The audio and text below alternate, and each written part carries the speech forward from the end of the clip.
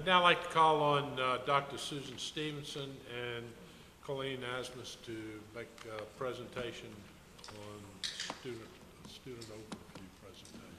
Thank you very much. If it's all right, I'll just sit here and Colleen will come up to the podium. That's fine. Speaking to you, Mike, please. If it's all right, I'll just sit here and Colleen will, I'll do a few slides and then Colleen will come up to the podium and join us. So we want to give you a presentation we do each year to provide an overview of the history and trends of what our students pay and put our story in the context also of what's going on in the state and the nation. I'll get even closer, okay? I've never been accused of having a shy voice, so this is interesting. We'll have a look at the overview of the UWF story. We'll start with the state's budget. We start with our look there. The overall state budget, $74 billion. 29% of that goes to education as a whole. And of that, 14% of the education budget actually comes to state universities, about $2 billion. So we're a relatively small piece of the state's pie.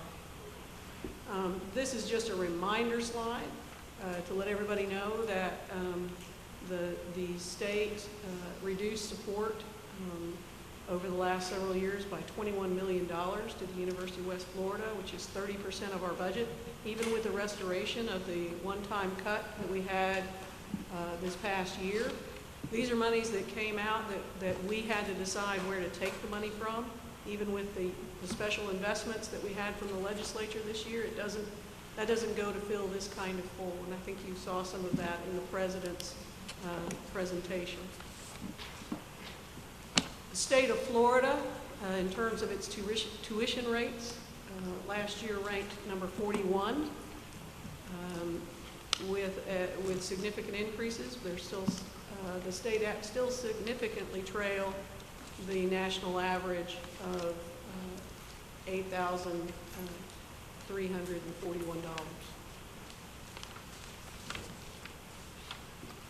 This is a look at our IPEDS data, where we compare our institution each year. This is the most recent data available. We compare ourselves to our peers and aspirants as a group, and we currently charge, at the most recent IPEDS report, we charge 66% of our peers and aspirants in terms of tuition dollars from students. This is the trend of our revenues over time. You'll see the one-time, let's see if I can do that without blinding someone. The red column there in last year, that's the one-time non-recurring cut that we took from our reserves. You'll see that is put back this year with some additional blue bar above that even, and those represent the legislative investments that came to our campus.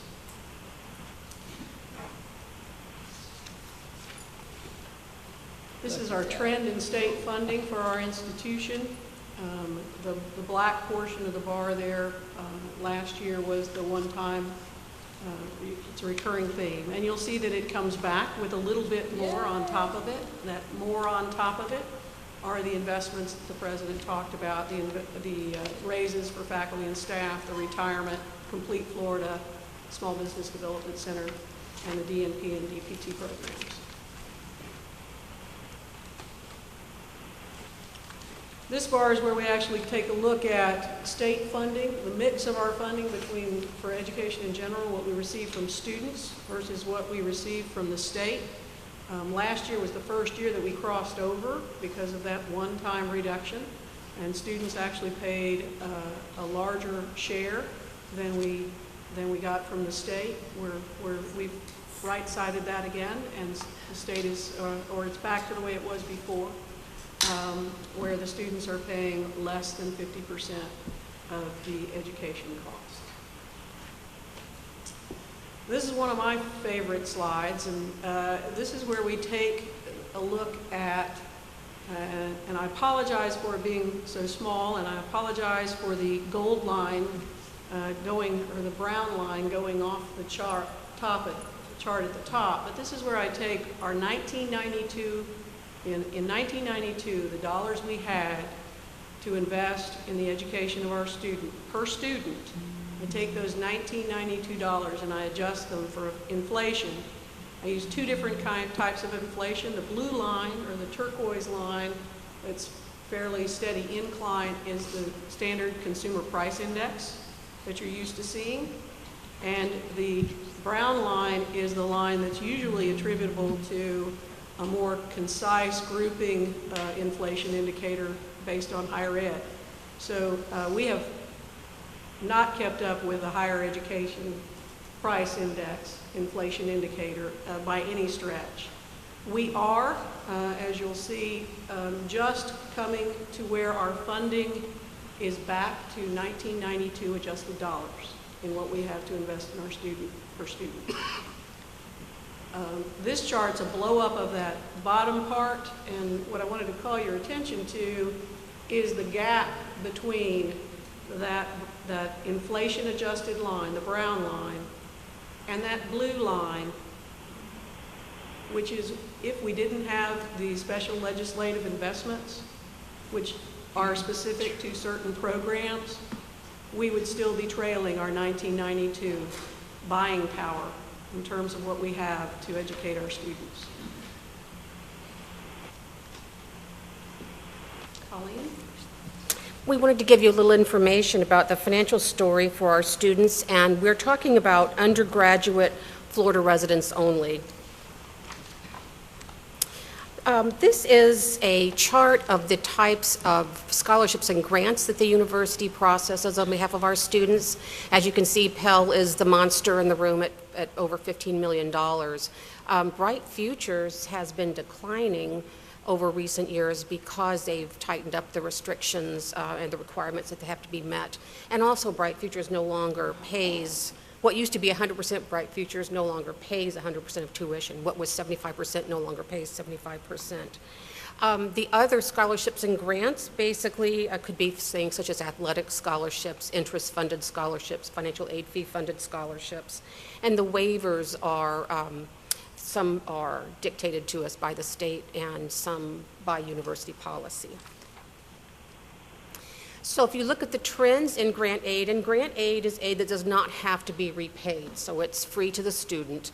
The top line represents total scholarships and grants, and the little dip in 2012 was almost entirely due to Bright Futures. There was a really big cutback in that year.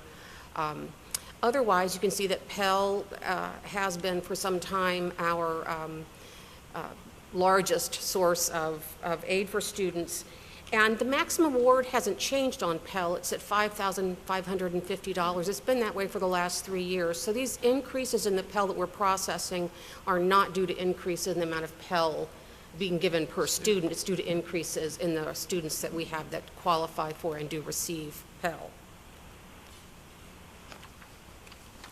For our students who are receiving scholarships and grants, 37% have scholarships and grant aid that meets or exceeds their tuition and fees. 18% end up owing between 1 cent and $1,000. 25% end up owing between $1,000 and $2,000, and 20% of our students owe $2,000 or more per term. But our neediest students have a little more promising picture. This chart includes not just, it's for our Pell students only, but it's not just based on their Pell award, but based on all forms of grant aid that they receive. In this case, 71% of our students have scholarships and grants that meet or exceed their tuition and fees. Only 20% owe between a penny and $1,000. Only 7% owe between $1,000 and $2,000, and only 2% owe more than $2,000 per term. It should be noted that for students that are Pell recipients, if you take their tuition and fees and deduct the Pell that they receive, you in some cases end up with some unmet need. And we reduced that unmet need by the amount of waivers that the university granted to those students and came up with a net unmet need for those Pell students of a little over $3 million. A portion of the financial aid fee that we charge, 75%, has to go towards need-based student aid. And the tuition differential that we charge, 30% of that has to go toward need-based student aid. So if you can see, the unmet need is a little over $3 million, but the funds that we have available for need-based aid for the same time period was $3.5 million. So there is plenty of money to meet Pell students' unmet need. Colleen, you may remind the trustees what it takes to be Pell eligible. What does that mean? These are our neediest students. It's, you have a calculation of the total cost to attend the University of West Florida, and then an expected family contribution. And it has to be below, the expected family contribution has to be below a certain amount in order to be Pell eligible. I'm not quite sure of that exact amount, but they are the very neediest students. Right. I think the number is 40,000 per household. Is that right, Susan? We'd need to get the financial aid first. Sorry. Not my side of the house, That's all right, sorry. Yeah, but I can certainly find it out for you. yeah. We can find out and make sure we share that. Well, but the point is, and I think this is a very important point for the trustees to understand, this is the absolute revelation, expression of our providing access to students who can't afford college. And this is what we do. These students would not go to college if it weren't for these programs and the funds that we provide on top of Pell to keep them in school. And we have more than enough money. That's a good story. Exactly. It's a very good story. Okay. And the picture also gets a little bit brighter for all students when we add in the loans that are available to these students. And that's primarily the direct loan program. It's the loan program that Judy was talking about, the interest rate potentially being doubled, which will have some impact. Currently, including the loans and Florida prepaid, on top of the grant aid, 68% of our students have resources that meet or exceed their need for tuition and fees. 13% owe between a penny and $1,000, 11% owe between $1,000 and $2,000, and 8% owe more than $2,000. So that's a lot better picture than it was before we added the loans in, because we were at 37% that didn't owe anything. So this is just to do a little comparison to see what the trend has been over the years, and it's clearly obvious that fewer and fewer students are able to have all their needs met with scholarships alone. And the number of students that owe over $2,000 per term after their scholarships have been applied has increased. But again, on the next slide, when you add in loans and Florida prepaid, you see that scholarships supplemented by loans, we have an increase in the number of students whose resources meet or exceed their tuition and fees. So it just really represents a shift from total reliance on scholarships to an increasing dependence on loans. Questions? Are there any questions from the trustees? Question. Trustee May, The most needy students you're saying, please speak into your mic. can you hear me? The students that you're saying that could receive the tuition waiver, how do they know about that program? How do those students get in touch with that program, or do we make an announcement, or how do they get access to those? The waivers that we have available are posted in many places. They're in the catalog, and they're also, many of them dictated by the state. So they're available. We have all sorts of information. The financial aid office has all sorts of information that they provide to students in that area. Can you give us an example or a few examples of tuition waiver? What's in those policies? The state has waivers for homeless people. They have waivers for foster care children, for children of firefighters and police that were killed in the line of duty. There are waivers for senior citizen waivers. There are, of course, our state employee waivers. State employees can take up to 6 hours without any fee. Great. And then the university has, I think we just talked about the waiver where we're waiving anything that the federal government or the military is not paying under these tuition assistance programs. So that's the sort of waivers that we have. So on, for instance, federal funded programs such as the TRIO program, where a disabled student or low income, they go by the federal regulations for the homes that fall within the threshold for financial assistance. If they receive that grant through the TRIO program, would they also be able to receive this waiver? Because the TRIO program would not necessarily cover all of their tuition, would they also qualify for this waiver program?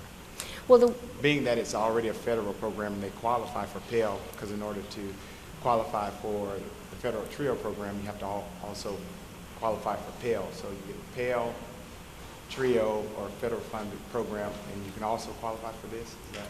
you can qualify for multiple types of financial aid. You can qualify for Pell and also receive other forms of scholarship and grant financial aid. The waivers are really structured. You have to meet certain criteria in order to have the waiver. Typically, a waiver is foregoing revenue. It's not somebody else is paying it. It's not the government is paying it. It's the university or the state saying, we're going to forego this revenue. So typically, we don't generate a refund based on a waiver because there is no cash to refund. Am I answering your question? Kind of, sort of. Oh. I just want to make sure that if those students who qualify for other federal funded programs, would they also qualify for the waiver if they had a remaining balance If on their tuition? students meet with the go through the financial aid office, and the financial aid office is aware of what they're eligible for and deals with them on a case-by-case, student-by-student basis to make sure they are aware of what is available to them. These are all waivers that are handled through that process. There's specific criteria for getting a waiver, and it's not just need-based. Generally, it's, you have to be the child of a deceased firefighter or policeman killed in the line of duty. So need is not the only criteria for obtaining a waiver. And there's many places on our website that details the waivers, and our financial aid office can certainly speak as to the financial aid, including waivers that would be available for students. And that definitive criteria is on the website. Trustee May, I would also add that the engagement really begins with the student completing the FAFSA. If that begins the process, it not only qualifies for financial aid via Pell, via federal programs, et cetera, but also from the foundation perspective, our need-based scholarship program that can fill in those gaps is directly tied to that unmet gap after Pell, after everything else. Also first-generation scholarships via the foundation, et cetera. So that's the message we have to make sure the students understand as they apply. If they do not complete the FAFSA, many of these programs are not compliant. It's a very good point. Yeah. Colleen, could you go to the last slide? I think I've got a question on the last slide. Okay. On this slide, you've applied loans. And Yes. the terminology is that the student owes more than $2,000. Is that actually their shortfall? But they have to write a Even with the check. student loans? Is not, in other words, they may owe more than $2,000 because you've applied loans to this number. Correct. That is after the application of all financial aid, including loans. Some students will owe more than $2,000. Both loans and Florida prepaid are also forms of subsidized aid. They're not, Right. But Which is but why we're they're- applying we a provide loan that. to an amount owed, so they Sure. may actually owe more than we're kind of indicating. Right. so. They're just borrowing some of it. Yeah, and the slide before that showed just the aid, just the grant aid being applied. And so that is the situation before you have the loans applied. So yes, they do owe more than that's reflecting. There are other questions? Thank you very much. Appreciate it. Next item on our agenda is UWF Reg 4.008, tuition and fees, and I'm going to call on Dr. Stevenson to review the tuition regulation. Thank you, Trustee Baird.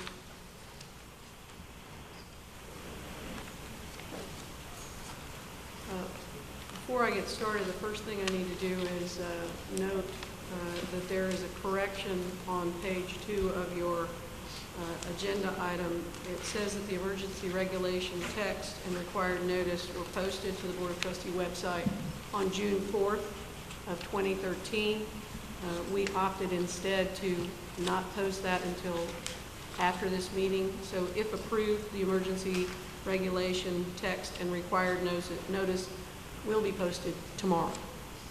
So you know, still in compliance with state guidelines.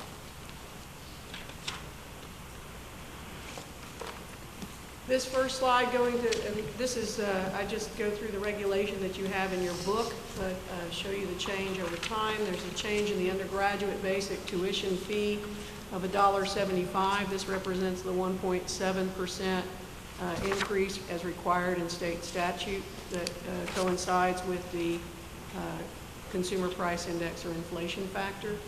There is no requested change to tuition differential or the Alabama out-of-state.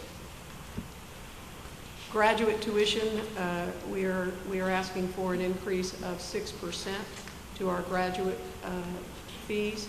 It's the same regardless of graduate, the same dollar amount of $16.47, so it's just to the base amount. There's no additional increase for the programs that are receiving the differential for the small additional amount, those being the MSN program and the Emerald Coast EDD cohort courses.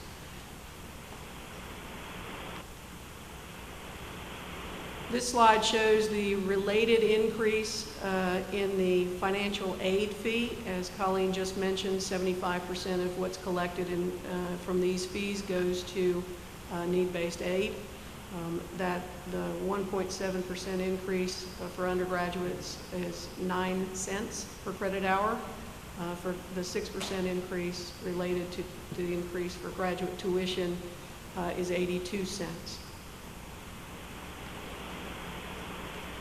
The health fee, athletic fee, and activity and service fee, these are, we lovingly call the triad fees. They're grouped together in statute in terms of the caps. We are allowed to increase them by 5% per year, and until we reach a maximum cap. We are under the cap, and this represents a 5% increase in those fees.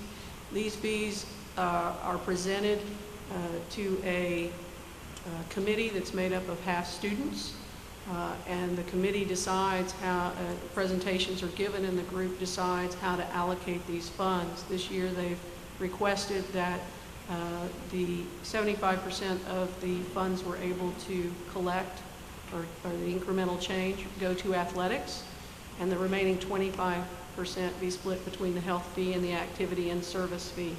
So that's a $1.49 increase in the athletic fee, and 25 cents for both the health fee and the activity and service fee. This was approved by the board at the December, already previously approved by the board at the December meeting, along with the CITF building fee. We're allowed in statute to increase it by $2. This was also presented to a committee made up of half students, and they also provide input into the list of things that are on that this fee could then later be used for. The undergraduate technology fee and the graduate technology fee are also tied to the tuition-based tuition. So that's you see the 9 cents again, and you see a 56-cent increase for the technology fee for graduate students. This is what I call the General Horner slide, because he always would lean into the microphone and say, "Tell me what it all means." So here it is. All of these changes, you're welcome to look at all the math, but the really important box is down in the bottom right-hand corner. It shows you that all of these changes for a undergraduate student at UWF will mean that they're going to pay an additional $153.92 per academic year, and a graduate student will be asked to pay an additional $393.12. Just to put that in context, I always like to come back. Many times you'll see in the news that one state or another raised their tuition by only 1%, or somebody else raised it by 3%. We have to remember where they started to be able to compare that to the 2.85% we're asking our students to pay as an increase in their mandatory tuition and fees overall. If you were in South Carolina, that same dollar amount would only be represented as a 1.66% increase. On the other side, if South Carolina were to increase by the same percentage, they would be asking their students to pay $304.55. So just a caution there when you see those percentages, to remember we have to figure out where they started to know whether that's more or less than we're asking of our students. Just for fun, I put, these are all the SEC school states.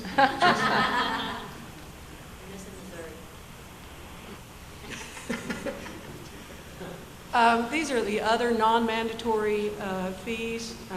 The basic meal plan went up $70, and the 5 meal per week, $100 Argo bucks, which is the real basic, the bottom line, went up $30.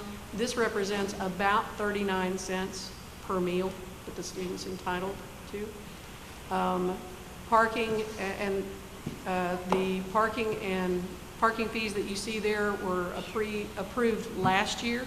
We approved a multi-year plan that was presented last year.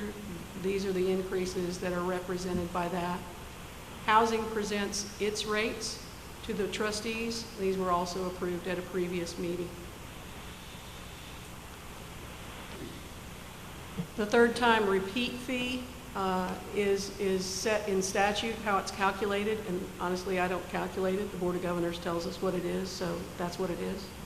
And we've not asked for any increase in the international student fee. That fee provides a supplement to our international program, but does not cover the full cost. So those are all the changes that you have before you in a regulation. I'd be happy to answer any questions. Other questions? I'm now going to call on our legal counsel, legal Right there. to tell us what the regulations require. Thank you, Mr. Chair. You have 3 points as a matter of law to consider when you vote on this regulation. The first is the Florida Supreme Court decision that came out on January 31st of this year, made it perfectly clear that the Florida legislature is responsible for setting of tuition in Florida universities. Second, you need to consider Florida Statute 1009.24, subsection 4B. I hate to read in public, but you do need to hear these words. Beginning with the 2008-2009 fiscal year and each year thereafter, the resident undergraduate tuition per credit hour shall increase at the beginning of each fall semester at a rate equal to inflation unless otherwise provided in the General Appropriations Act. As you know, the General Appropriations Act, as it went into effect, contained no provision for an increase in tuition. The 3% increase that the legislature put into the act was vetoed by the governor. The appropriate rate of increase has been determined by the Office of Economic and Demographic Research as required under the statute and has been reported to be 1.7%. Finally, you need to consider very carefully Florida Statute 1011.41.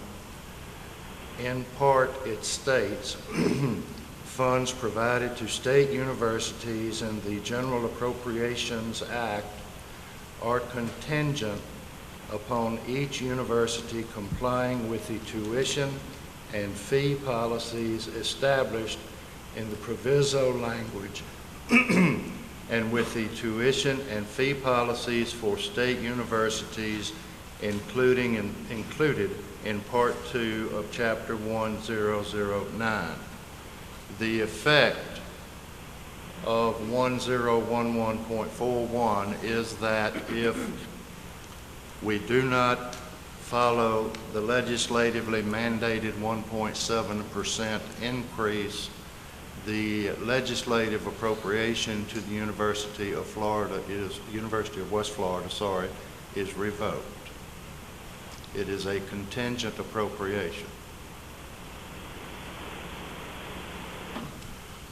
Thank you. I would like to share with you a visit we had last Wednesday. President Benz and I met with Governor Scott. He took the time out of his schedule to come over here and meet with us and discuss this subject. I would say that a summary of that discussion was an understanding that we shall follow the law, and we discussed the use of fees to the extent that the University of West Florida is addressing and will continue to address skill set needs in Northwest Florida, that our obligation is to create jobs just as his is and to follow his lead. And in doing that, it obviously our efforts have to be funded. President Benz mentioned 47 new faculty members that have come to the university in the past year. We also want to remind everybody, the trustees, that the diversity issues and retention issues are being addressed with some of these funds. And so with all of that said, Judy, was there anything you'd like to add to that? No, it's clear. I think I made it pretty clear to the governor that our job is to follow his lead, but our number one job as trustees are to do what's in the best interest of our university, and that is our charge. So, having said that, I'd like to ask for a motion to adopt emergency regulation UWF 11-4.008, tuition rates, fees, fines, and penalties fall of 2013, which incorporates the 2013-14 increase of 1.7 in undergraduate tuition set by the legislature pursuant to section 1009.244B, establishes increases in graduate tuition, corresponding increases in the financial aid and technology fees, and in the CITF fee, and sets forth previously approved increases in the health, activity, and service and athletic fees, and an increase by the BOG in the third-time repeat fee. Can I have a motion? So moved. Second? Second? Any discussion? Mr. Chair, can I have the floor? Yes, sir. Just for clarification purposes, for Mr. Gore, so the legislators, if we don't approve this, we could be in violation of the legislature. Is that correct? But yet the governor wouldn't want us to approve it. I didn't catch. The question is, if we do not approve this, then we would be found in violation of the regulation. that says the legislative regulation that says You would we be should. violation in both of the statute, and you would be in violation, if you want to call it that, of the Florida Supreme Court ruling that the legislature sets tuition. Thank you. And it That's the further alternative. means that we would lose the appropriated funds that we received this past year from the legislature. Just want to prepare myself when the governor calls. Any other discussion? Trustee Walker? My motion was not necessarily made because I want to raise tuition. It was based solely upon what Mr. Gore has had to say. We really have no choice. It's pretty much a non-issue legally. Further discussion?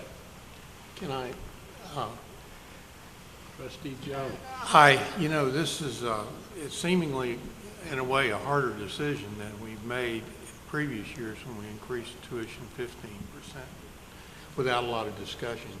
And I guess it's the principle of costs going up and everything. I think that no institution, if you give it an opportunity to spend more money, will not do it. But yet I've seen, it looks like the University of West Florida pretty well spends its money wisely.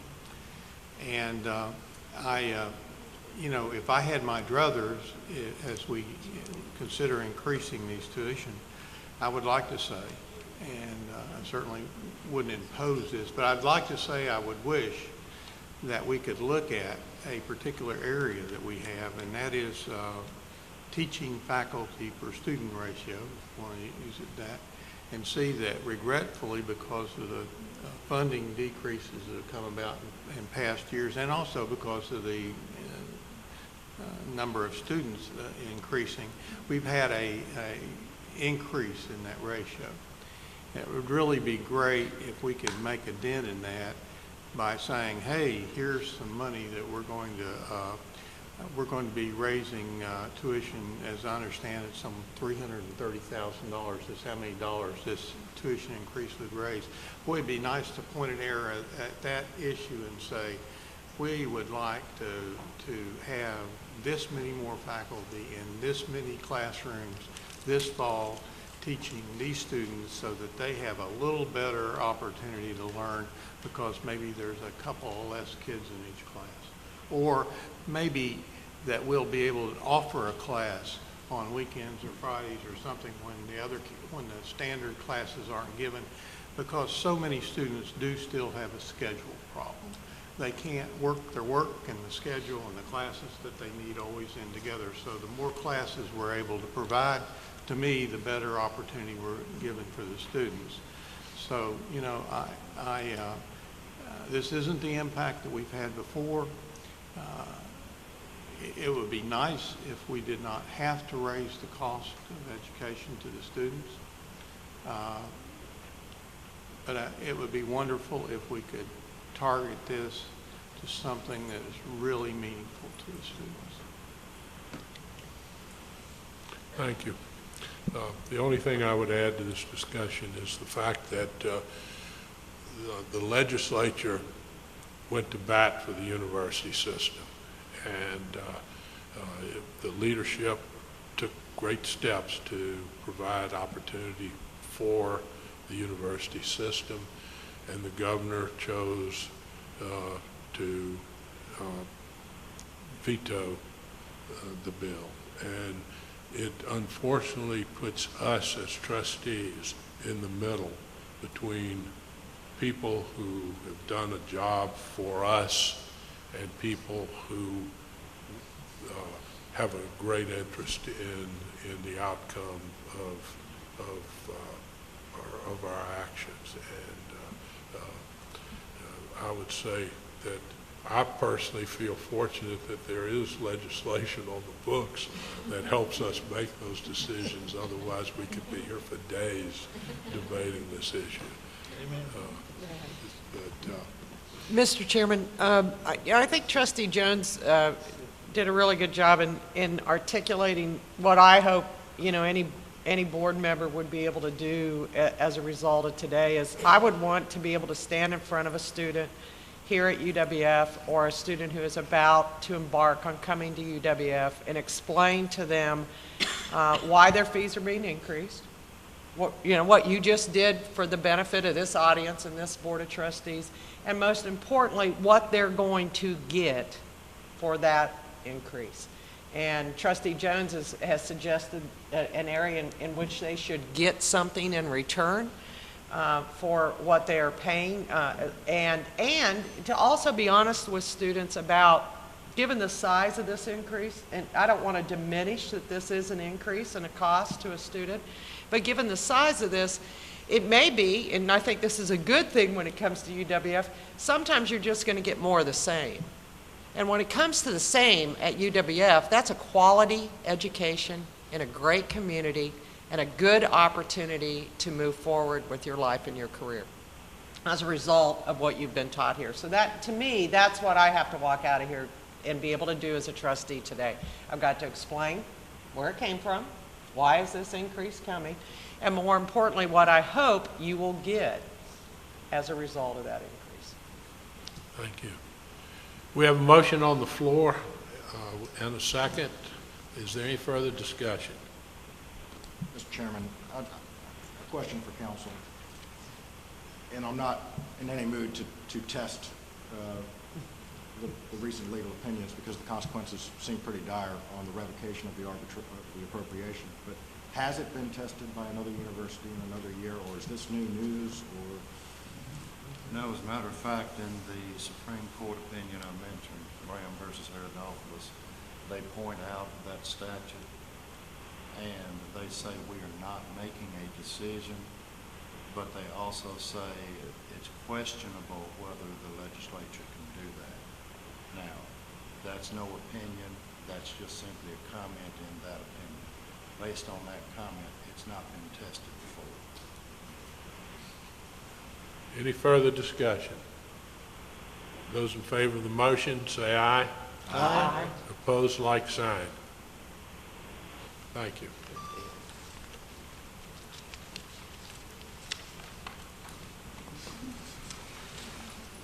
I'd now like to call on Susan Stevenson for an estimate of the operating budget for this year. All the things that we've been discussing are brought together to form the estimated operating budget. Before you is the summary in the Board of Governors format. We ask that you approve the estimated operating budget for fiscal year ending June 30th, 2014.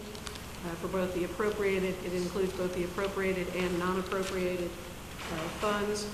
And ask that you authorize the President to make subsequent changes to the budget as needed, including changes in the estimated budget that may be, as it may be submitted to the Florida Board of Governors in August of 2013. Is that a motion? You offer? Just pointing out staff's recommendation, but certainly there's a campus-wide process. All of the factors that, all of the folks that help manage these funds, help put together, have input into this budget, it is formulated with all of what you've just discussed in mind. Okay, so If you have any questions, I'd be happy to answer them. before we ask for a motion, is there any question that you have? Mr. Chairman, Dr. Stevenson, I think I've asked a similar question in the past, but on the education in general column, on the expenditures item number 24, the carry forward, it's just a difference in the way I look at budgeting in the private sector. Can you elaborate on that? So. Certainly. The Board of Governors requires that our budget in the what we call the recurring fund, that we show in our budget how that's going to be spent.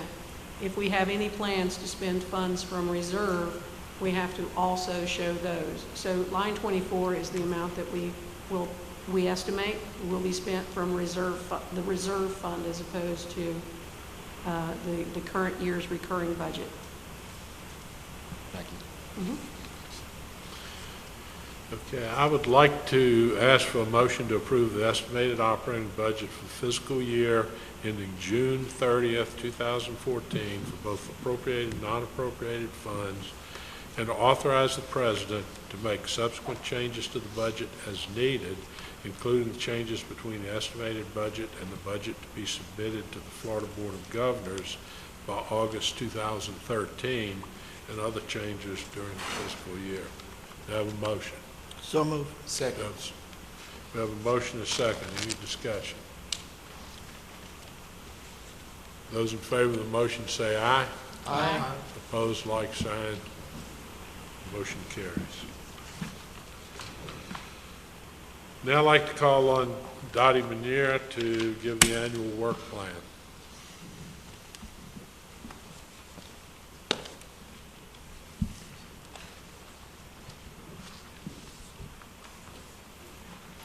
Good morning. If you will, I'd like to just take 1 minute to provide just a little bit of context for our newest trustees, Trustee May, Trustee Hill, and Trustee Lewis, about this particular agenda item. Which button is it? Okay. Over the past several years, the Board of Governors has worked to really try to initiate and align strategic planning, budgeting, and progress monitoring reporting throughout the state university system. In 2011, they adopted a new strategic plan for the entire state university system, as represented in the upper left-hand corner. Subsequently, the state university system strategic plan actually truly informed our discussions last year as we updated the 2012-2017 strategic plan for the University of West Florida. Now, what the Board of Governors requires is what's before you today. They actually ask each Board of Trustees to prepare a multi-year work plan, usually focusing on a 1 to 3 year window for the most part, with a plan of action and related targets. And with the expectation that that 1 to 3 year plan will be revisited and updated on an annual basis. The university work plans are expected to outline the university's top priorities, our strategic priorities or directions, and our financial plans for actually being able to achieve these expectations. And they also monitor our performance on both institutional specific as well as SUS-wide metrics. Then each December, as represented in the lower left-hand corner, each Board of Trustees is asked to submit an annual accountability report on the prior academic year's performance to describe our progress against both these institutional and these system-wide goals. So last year at this time, not only did the board meet and approve an update to our strategic plan for the university, but you also approved an update to the multi-year work plan with a primary focus on 2012-13 through 2014-15. And today, the update before you provides us with an opportunity really to refresh, refine, review this plan with our 1 to 3 year objectives, targets, and initiatives, essentially to move this cone of planning forward a year based on changes in any of the environmental factors, new challenges and opportunities that are before us, and the ongoing conversations that we've been having throughout the year about how best to move the university forward. Next week, Trustee O'Sullivan, President Bentz, and others from the university will have the opportunity to provide UWF's update to the university work plan to the Board of Governors. One reason that this is so important is because there are 9, yes, I said 9 new members of the Board of Governors. And they have varying degrees of knowledge and understanding about University of West Florida, the institution's unique mission, its unique character, and the contributions that UWF makes to the attainment of the goals that have been set for the state university system. These are outlined on pages 4 and 5 of the update that's before you. We are very fortunate in that they made very few changes to the template for the update this year, so this is a similar format to those what you have seen before for those of you who have been on the board. The Board of Governors will be interested, as represented on pages 5 and 6 of the update, about some of our initiatives for really driving improvement in the areas under consideration at this time. Our areas of focus will include, again, an emphasis on improved student learning, student access to and the choice of the University of West Florida, some of the things that we've been talking about, certainly student persistence and degree completion and subsequent success in their professional and personal lives, and our continuing efforts to maximize the acquisition and deployment of resources to actually achieve the strategic priorities that we've identified for the university. The Board of Governors has identified a series of metrics against which they're going to monitor our progress. They have clustered them into categories associated with what they call academic quality, operational efficiency, and return on investment. Again, if you'll look at pages 7 and 8 of the update to the plan, you'll see the metrics, our progress against a point in time 5 years ago, as well as projections out as far as how we expect to do in the coming years. Now, each university does have an opportunity to go ahead and identify a series of other performance metrics based on our unique missions and goals. In alignment with our own strategic priorities, we're going to be monitoring the enrollment of older students, the success of traditionally underrepresented groups, the establishment of mutually beneficial partnerships with the communities that we serve, our students' level of engagement with the university, because we know this has such an impact on student affiliation with UWF, student persistence, and subsequent student success, as well as the amount of private funding, as was being discussed earlier, that we are able to garner to improve the affordability for our students. And the remaining parts of the update focus on enrollment planning and fiscal and academic planning. One thing we wanted to make sure that you are aware of relative to this update is that in identifying targets for this update to the work plan, we maintain the targets that were established by this board in your KPI discussions, although the trajectory towards those out-year targets may have been adjusted slightly based on this past year's performance. Also, on some of those metrics in which UWF exceeded expectations this year, targets were adjusted with the expectation of continuing improvement in the out years. Mr. Chair, trustees have had the opportunity to review the update, so I won't delve into the details of the data. However, if any trustee has a specific question, we have plenty of folks in the room who can try to respond to that. Otherwise, we seek the board's approval to submit the update to the Board of Governors. Thank you. Are there questions? All right. I'd like to ask for a motion to approve submission of the 2013-14 update to the University of West Florida work plan required by the Board of Governors. Could I have a motion? So moved. Second. I have a motion and a second. Any discussion? Those in favor of the motion signify by saying aye. Aye. Opposed, like sign. Motion passes. It's now my pleasure to recognize Dr. Chris Pomeroy, who is the trustee who has been representing the Faculty Senate, who will be exiting that job this summer. It's our loss. It's probably his gain not to have to deal with us anymore for a while, but I would like Chris, if you would, to come forward and let me read and present you.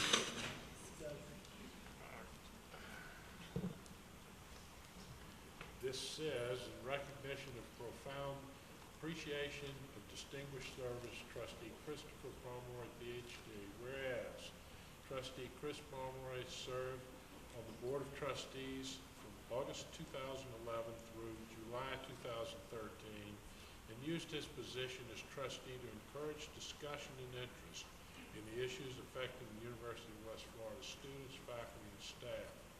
And whereas Trustee Pomeroy represented the Faculty Senate, the principal guidance body of the UWF faculty, during those years, serving as its president and served with distinction on the Board of Trustees Academic Affairs Committee. And whereas Trustee Pomeroy, Associate Professor, UWF Department of Biology, received his BA in Biology and a minor in Computer Science from Rollins College, MS Zoology from Texas A&M University, go Aggies, and PhD from the University of South Florida. And whereas Trustee Pomeroy's area of professional expertise and interest is the biology and taxonomy of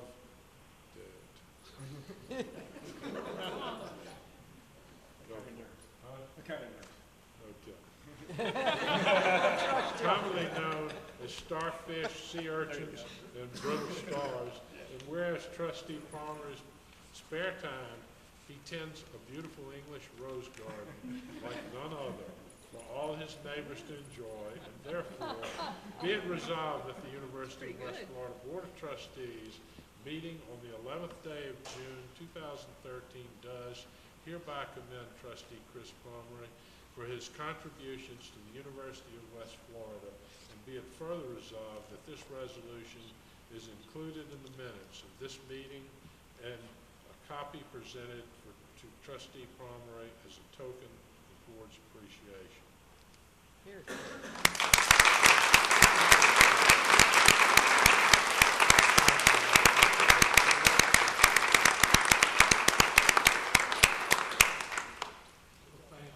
You need an award for reading that. I didn't read it all. Yeah,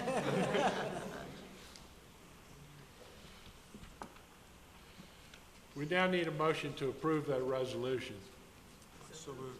Second. We have a motion and a second. Any discussion? Those in favor say aye. Aye. Opposed, like sign. Thank you. Johnny Skelly for a final legislative outcome report. Well, for the first time in 4 years, I get to come up here smiling.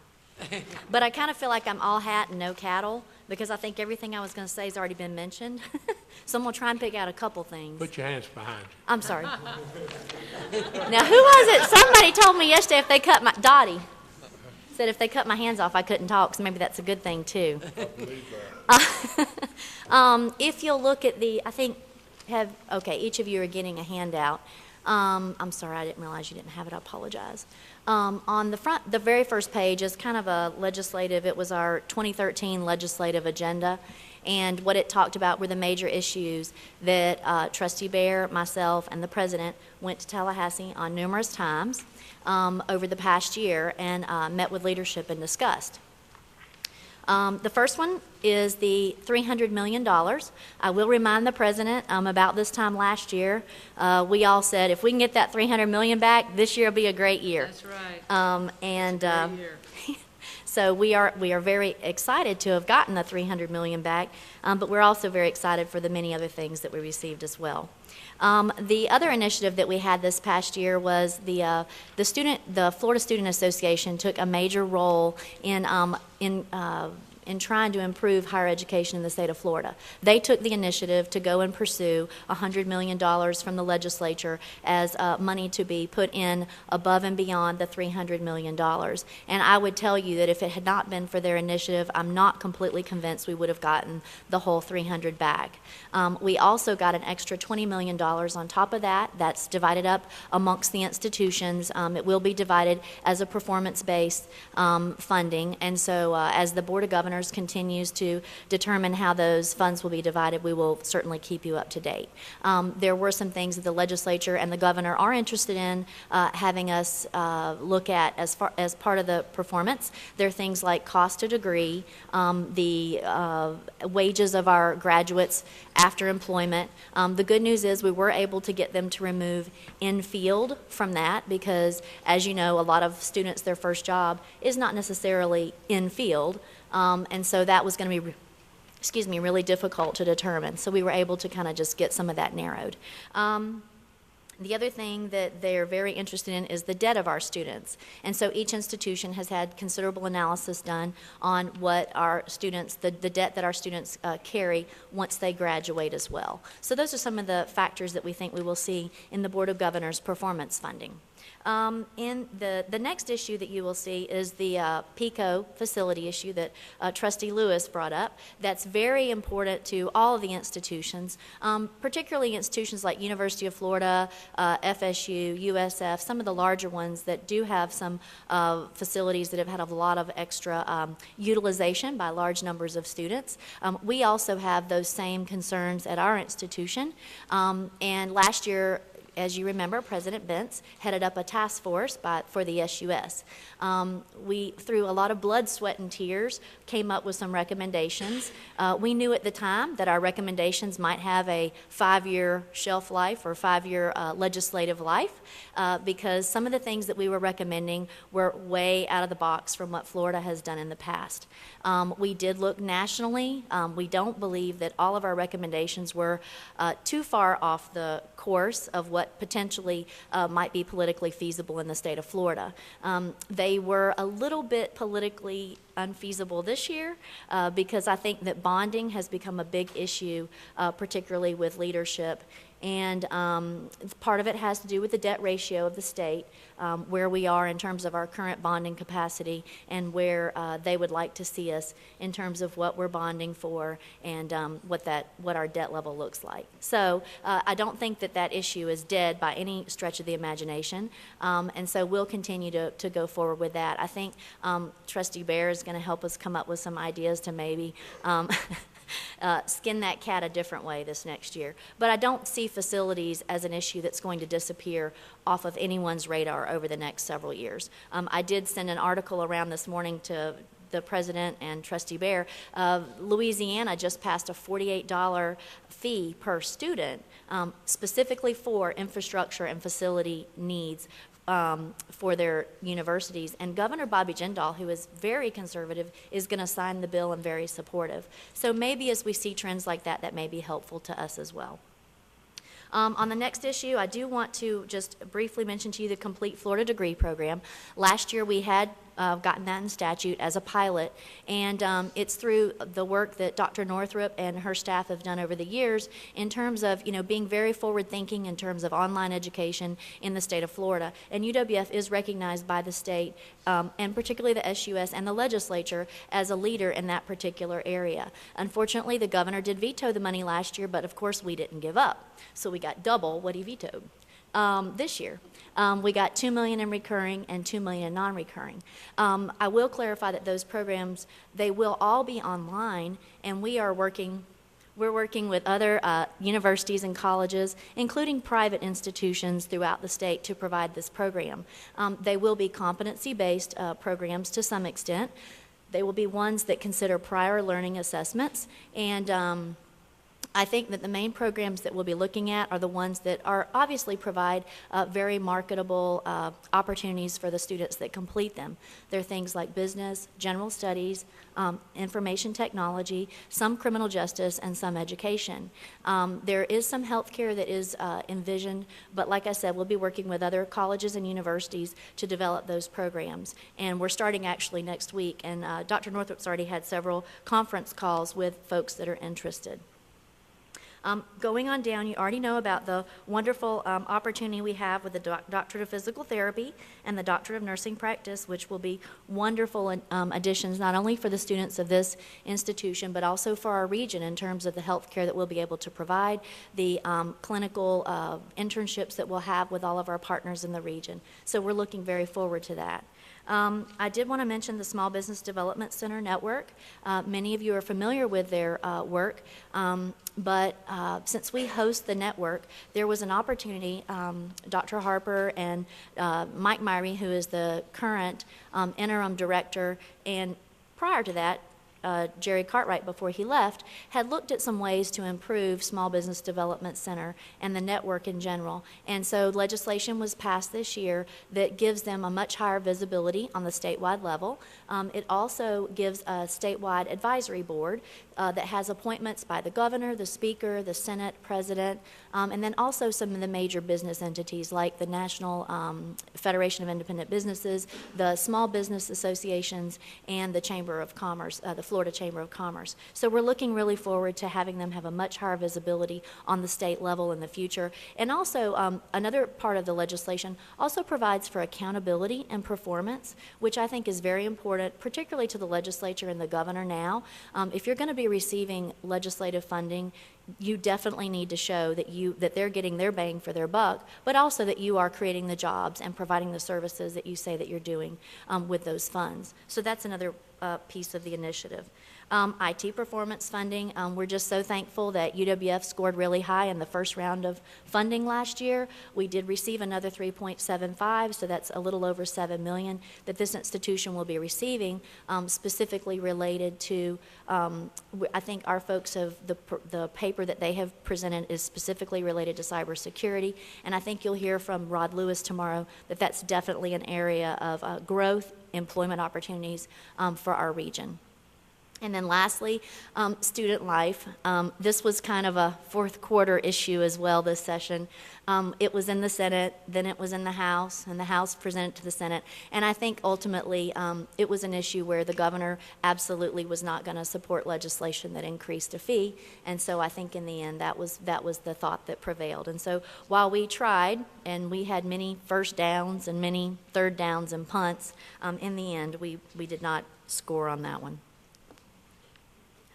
President Bentz loves athletic analogies.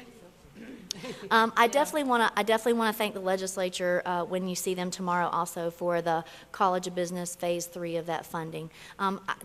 For many reasons, it's really good for us to get that project completed, but I also think it's very important from our institution's perspective that allied health sciences and those types of issues are the ones that move up next in the line in terms of the areas, the wet sciences, the areas that we would like to see at the forefront of our new facilities in the future. Just like when science and technology was moved up a couple of years ago, I think allied health sciences is something that definitely will pique the interest of the legislature, and I think will also be something that we can get funded in the future.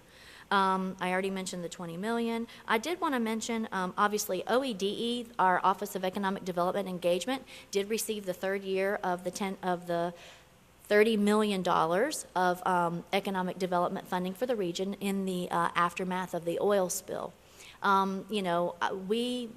Since Dr. Harper has been gone, I've been kind of overseeing some of their activities, well, I guess all of their activities, but they have currently encumbered $19.999 million of the original $20 million that were given for the first 2 years. And for the past 2 weeks, the letters that we've been sending to qualified applicants for future funds has made it very clear that they cannot receive funding until after July 1.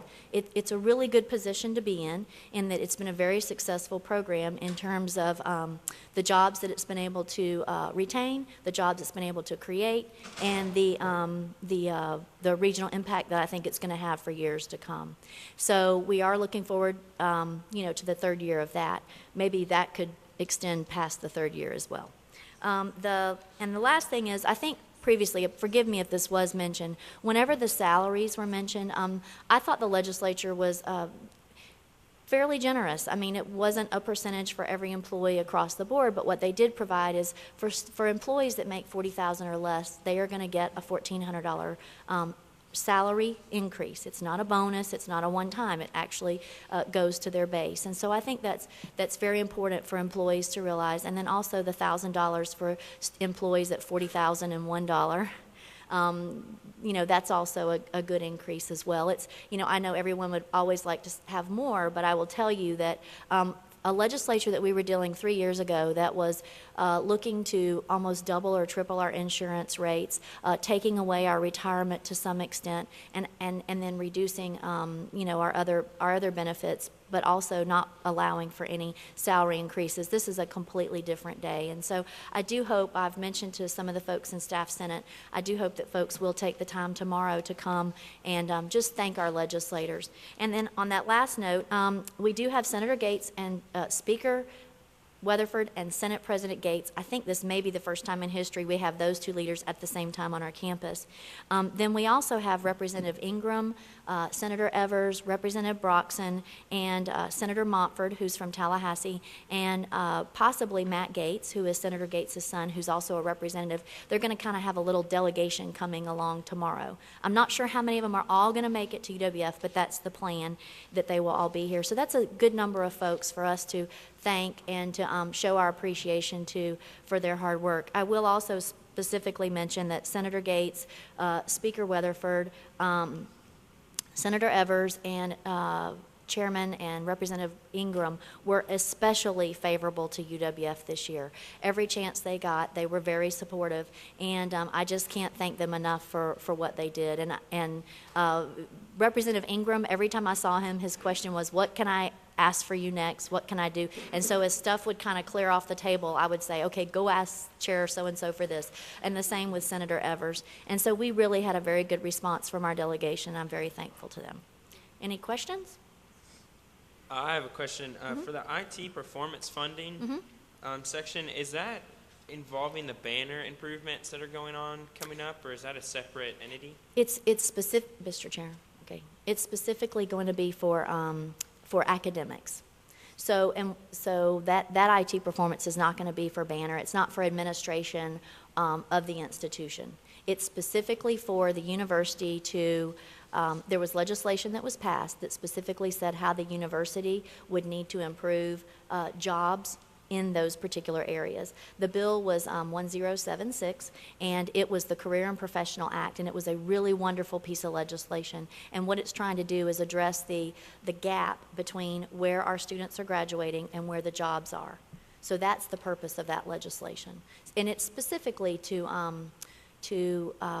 also get the industry to be very active and engaged in the academics that are being taught on campuses as well. So if they're not getting students that are qualified to take their jobs, they're asking that they would engage with the universities and try and share with them some of the things that they need help with. So it's I think in the end it's going to be a wonderful opportunity for to show how public-private partnerships can work in the area of academics.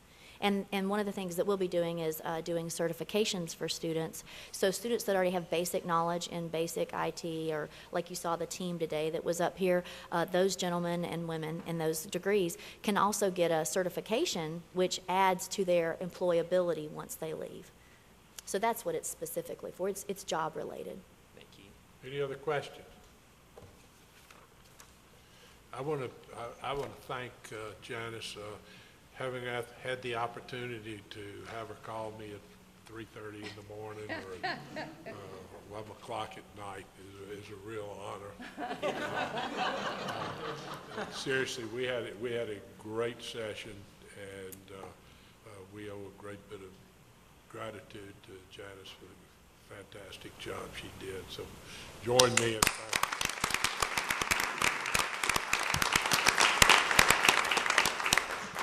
I also want to take this opportunity to speak to the $30 million fund that Rick Harper and Bryce Harris have been administering.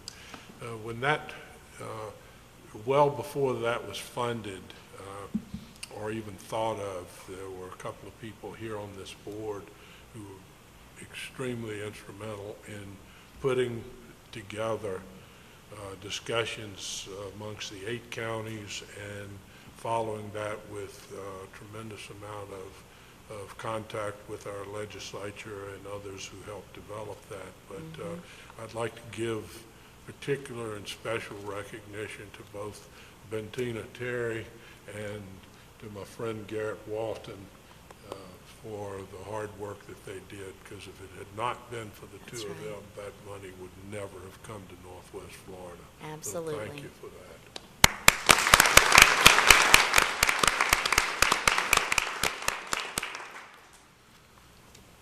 Thank you, Janice. Mr. Chairman, may I say Please. something? We've had a lot of chairmen of our Board of Trustees here at the University of West Florida for 47 years. And I've been here for 33 of those 47 years. And I've watched the board. I've watched Tallahassee. I've been a political junkie forever. And I've always wondered and wished that we had someone to head up our board that was connected enough and cared enough to step up in Tallahassee. I've been to Tallahassee with a lot of people.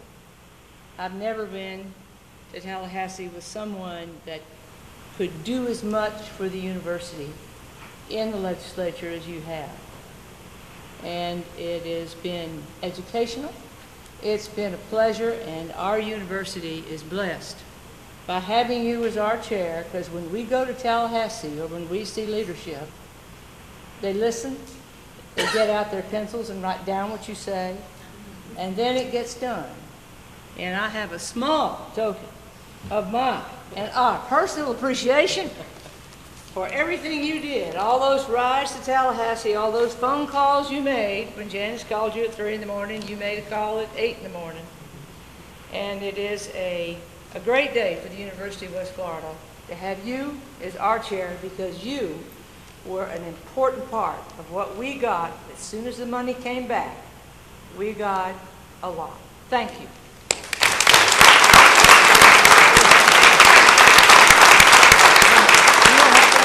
I appreciate that. I have to tell you that it's pretty easy when the president's brother nephew is the Speaker of the House. And also what Judy really wants to say is thanks a lot for driving me over back and forth so I could sleep. I'm known for that. I had a 30-minute conversation with her where she never responded, and I finally got a chance to look over, and I realized, wow, she hadn't heard a word I said. She's going to sleep the whole time. But you're working me too hard. All right. Jim Barnett, you still here? Yeah, Could you he's give here. us a BEI update? We're good.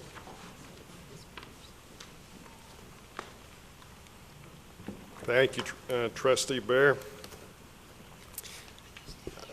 There are two parts to my presentation. One is just to review 4 points in the information item, and then I'll go through a brief PowerPoint.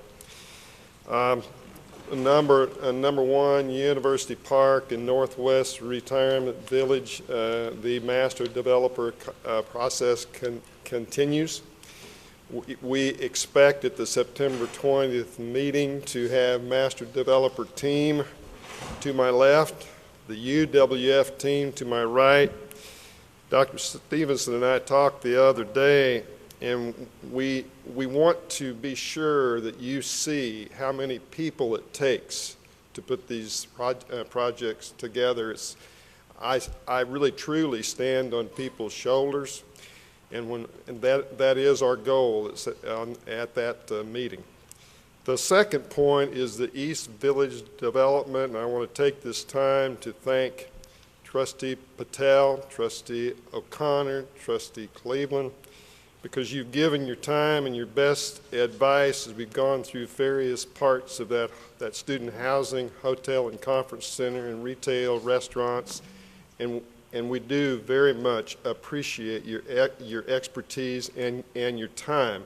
I don't have any gifts to hand out to you like Trustee Bear, but I hope that my sentiments are taken sincere. Groundbreaking for that East Village is currently planned for August the 23rd, and I will leave other comments until I get to the PowerPoint.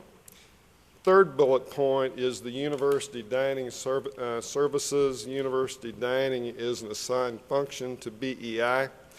We have completed our renegotiation. David O'Brien has received the best and final offer, and the internal staff here at the university will be looking at that best and final offer. And also we'll review it with Trustee O'Connor. The fourth point that I want to make before I go to the PowerPoint is the parking and transportation services.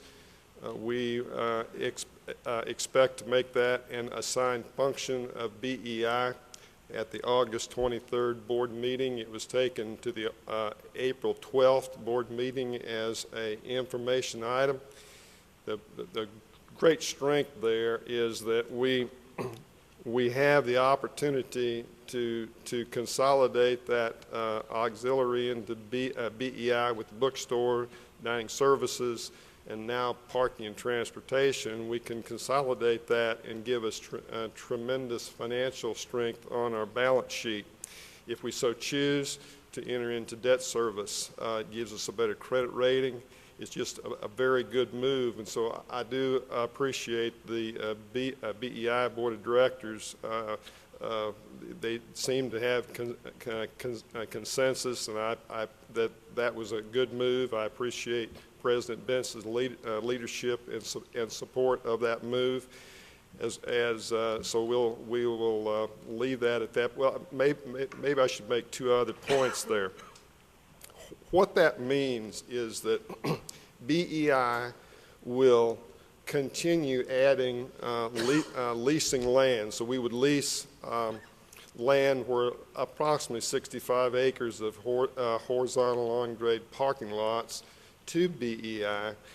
Then BEI will turn around and have a master operating agreement so that the current staff, Parking and Transportation Services, continues to run that operation. It'll be seamless. So that's a very important point.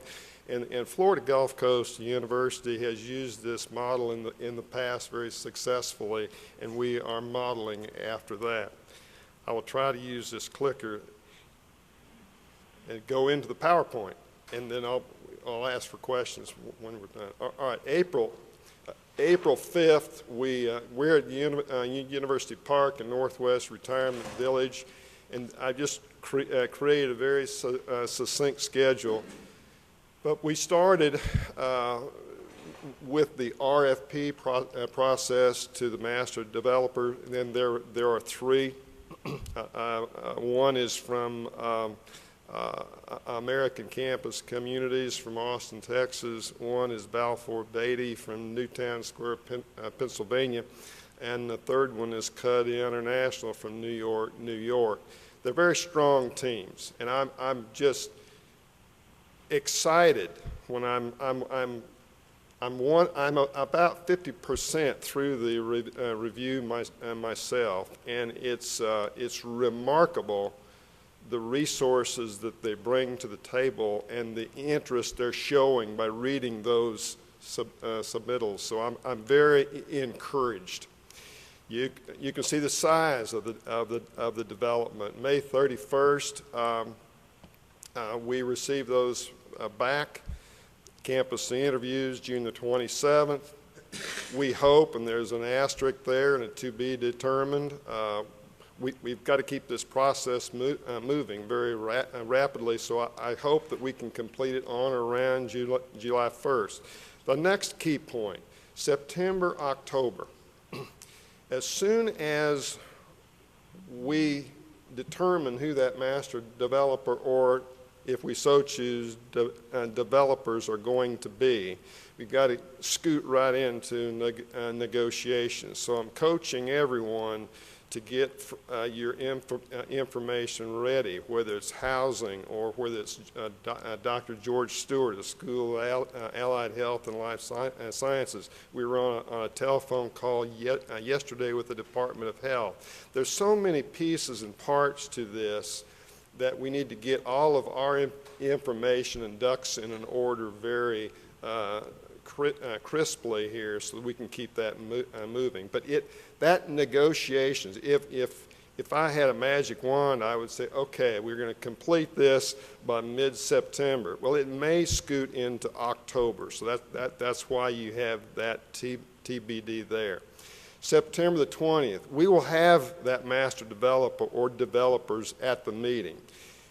It's fine for you to read material, but we want you to see who you're going to be working with through BEI for a period of years. University Park is a multiple phase project that's going to last quite a long time, and this is a very important agreement and selection process. We want you to know the sophistication and the breadth of people internally and externally as our stakeholders.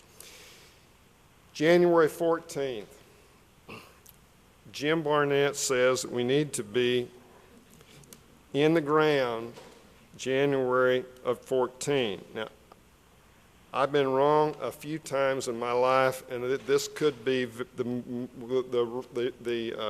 error here could be, I'm very aggressive. I'll just get right to the verb. We have to be in the ground January. I want to tell you, though, recreation, athletics, student affairs has been working with us hand in glove to prepare for the eventuality that that multi-purpose field isn't going to be available to them. Dave Scott, who's sitting to my left behind me, has been very involved as how we're going to deal with tennis courts and what's going to happen there. So it's just not about me talking about it's going to happen. We have been working on articulating that very carefully, as Stephen Covey says, beginning with the end in mind. August 1 of 2015, Phase 1 occupancy is scheduled. I cannot tell you, standing before you today, what we're going to have. As I go through these slides, I can give you a conceptual idea. That is a slide that you've seen 100 times. It just shows the breadth of our real estate holdings on the main campus. It's 1,647 acres. My key point is 44% of that is buildable.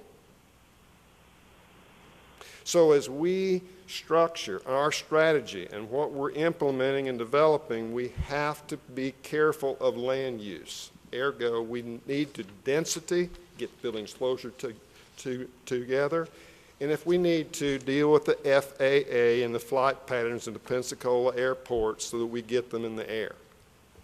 You've seen the campus master plan that you approved last July. And I compliment you for the vision that you have, because this is a very dynamic plan on West Campus, on Central Campus, and on East Campus. And I sincerely thank you, because we have this and we use it, and conceptually it's a great plan. Now let's slow down for a moment. I'll get my high-powered red one here. President Bess is looking at me. I can't go anyplace without this thing. This, of course, is the CFPA. That building is the field house. Up in here is North, and that is West Campus. Our work thus far is to say, okay, we need to keep the tennis courts, and the tennis courts visibly are about right in there. We need to keep those tennis courts.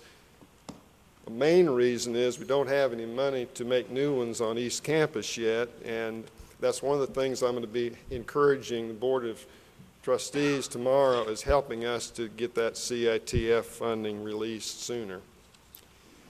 But we can look over here on the west side of that plaza, and again, here is the field house and the football stadium, but we have the opportunity on the west side of that plaza to create at least one mixed-use occupancy building that is a 7-story. It could be an 8-story.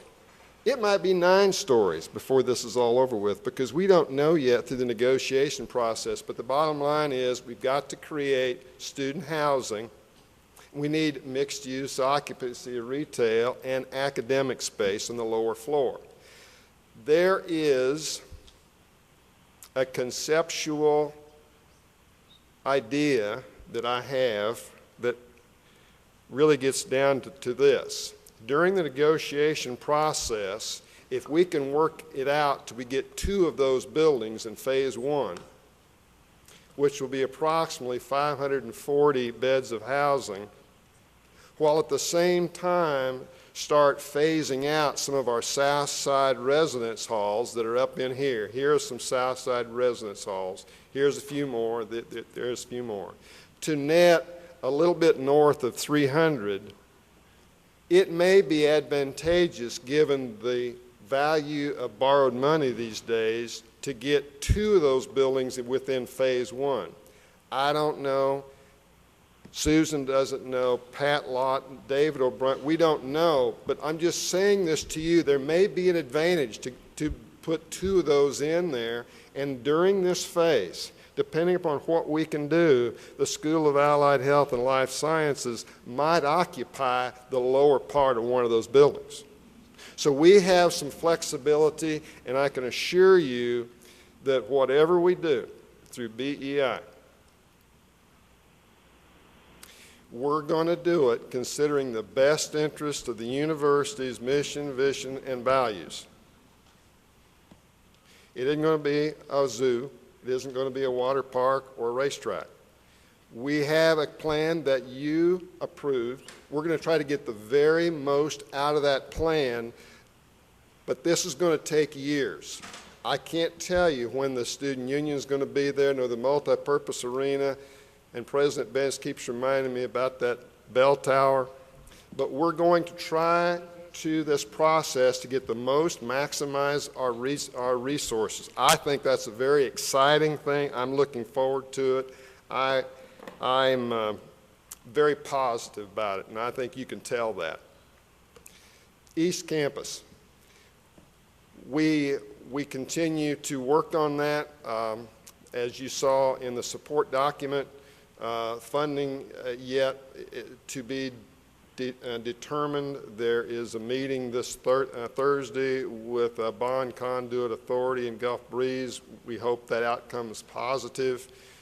We're continuing to refine the elements of the ground lease, the management agreement, the construction documents, etc. The current schedule from the master developer predicts that they will have the facilities occupiable by August 1 of 2014, and I'm going to do everything I can to help to be sure that can occur. That schedule might adjust, but at this point in time, that is our schedule.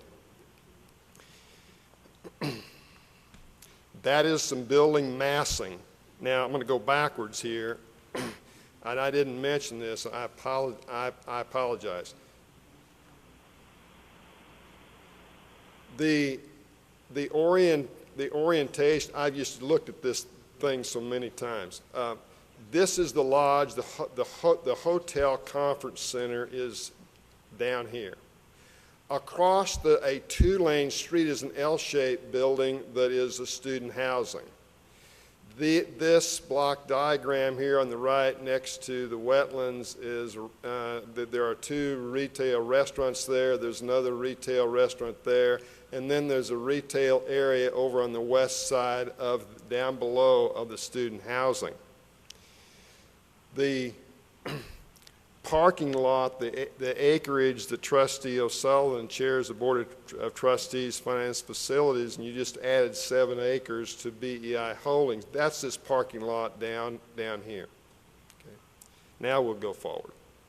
That is building massing, and so the key point here I want to make is this one. This lower right figure is a 6-level building. It parallels Highway 90. I wanted to see the largest structure next to Highway 90. The trees will not hide it. As you go west, there's a 5-level building, and then you keep going down to a 4-level building. So that retail area that you saw in that grade area is right down there. There is a pass-through, a breezeway right through there. We get to a situation to where I can walk through that building, through that breezeway, and get out here to swimming pool, sand volleyball, and other areas that further expresses an openness to the archaeological areas of interest. It is a tremendous concept. We're very pleased with it, but architecturally, the buildings won't look quite like this. This was great for artistry, but we will make some adjustments to that. It's very normal. We need to push those buildings close to the street. It needs to feel like Palafox downtown. It needs to feel very busy, active. We'll have regulatory parking, but the parking is going to be in the back of the buildings. We've got to create streetscape, tables, chairs, people walking. This is an active place. There's 25,000 cars that pass through that intersection every day.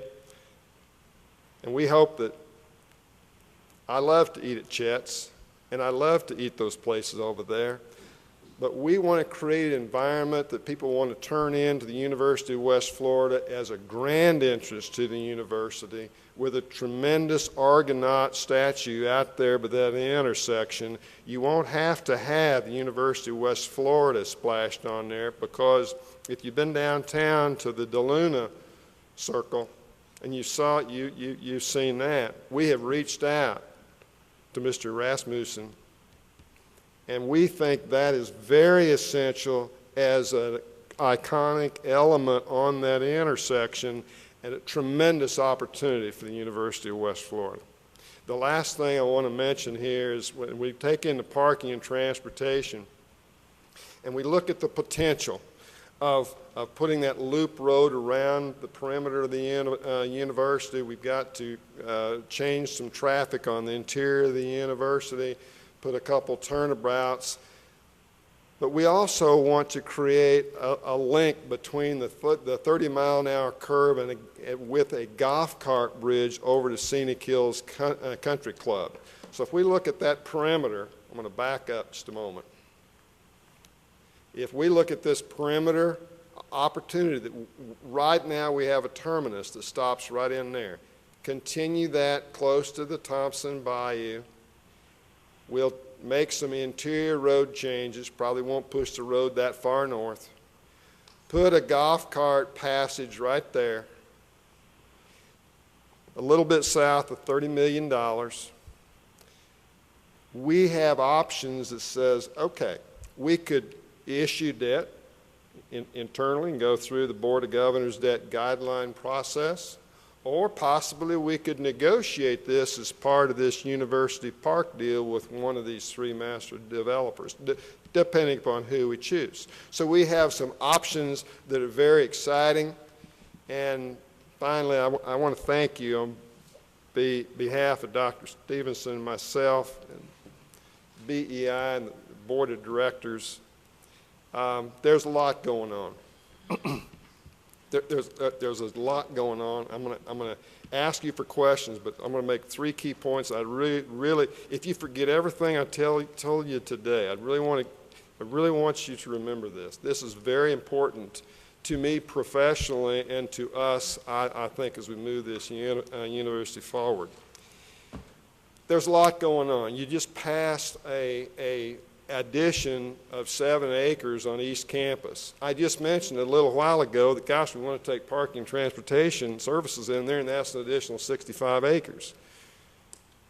We're going to be on West Campus, and I may be coming for you, and I said, golly, we need 150 more acres. You go, oh my goodness. 3 key points relating to all that.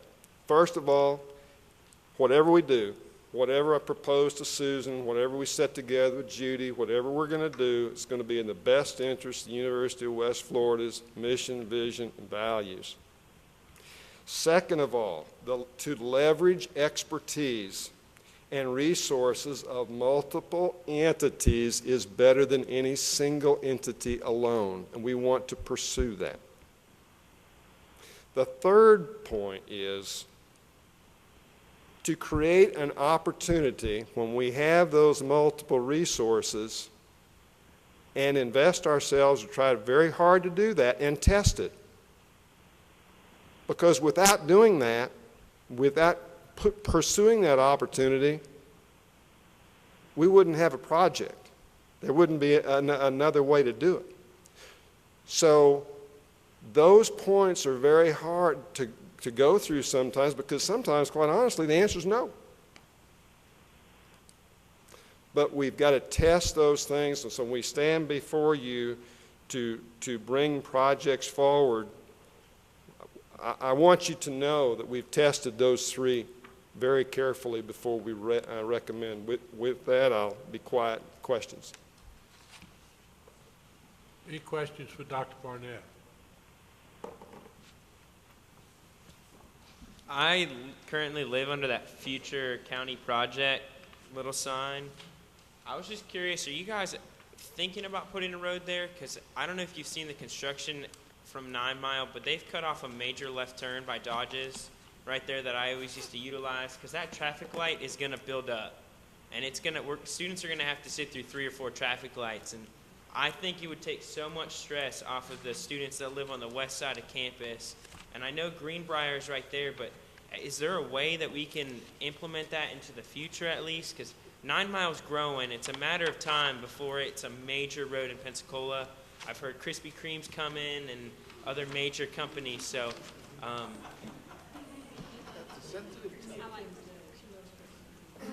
I'm just curious about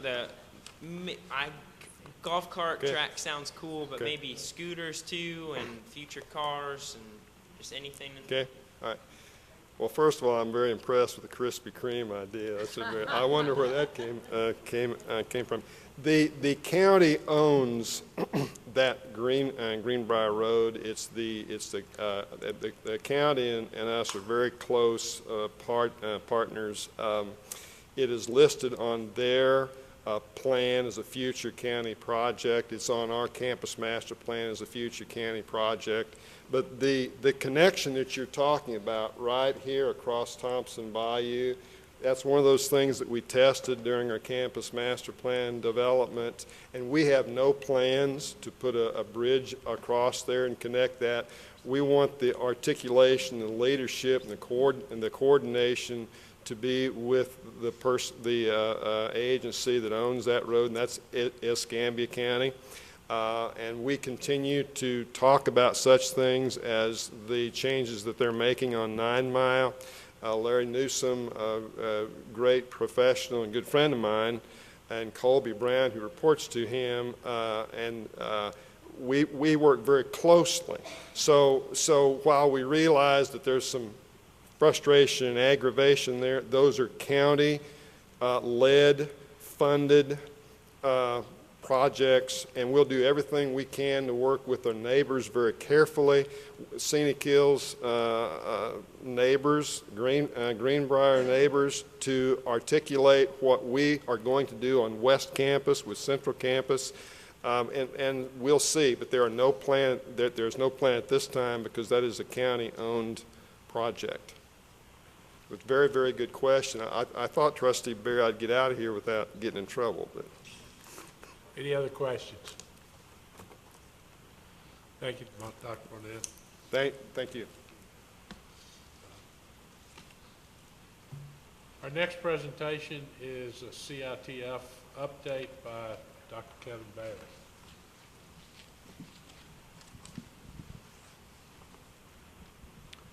Thank you, Mr. Chairman. Both Jim Barnett and Janice Gilley set me up for this pretty well. Jim talked about the need to move the tennis courts in order to make way for University Park, and Janice talked about CITF and the state's lack of willingness to want to bond funds. And so this update is pretty simple. Back in December, this group approved, there was a presentation by Jim Hurd, the CITF list. That list back in December included what we thought was going to be about $6.5 million for us to move the tennis courts and do something with the recreation field improvements. Fast forward to May, we received an email from the Board of Governors that the CITF fund was going to be a cash-only proposition. So it was reduced from what we thought was an estimated $6.3 million to the 2.2 that you see on the screen. And so by statute, any changes to what we're going to do with CITF must go before a committee that is half students, half faculty and staff. And so based on the new figure, the committee met, and there was certainly consultation with Jim Barnett and Vice President Stevenson to basically keep the things on the list the same.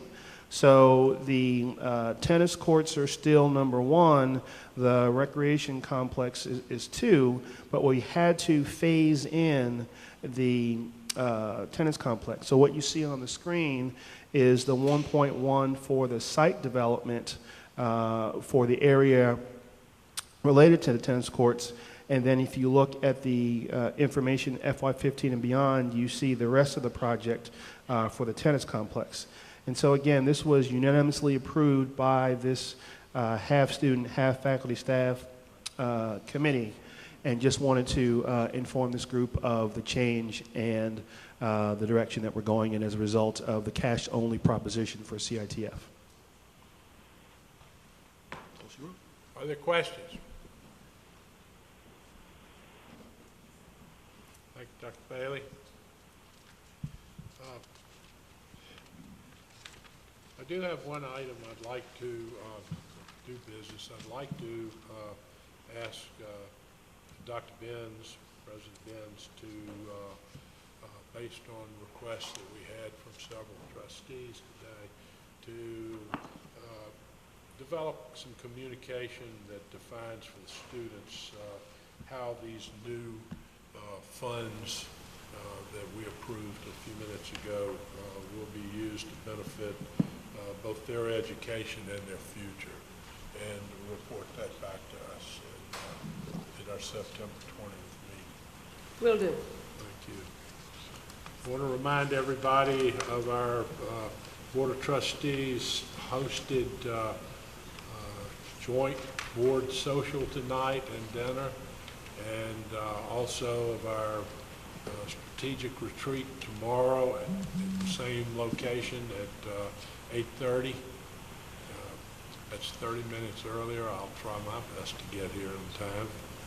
And unless there's other business to come before the meeting, we stand adjourned. Thank you.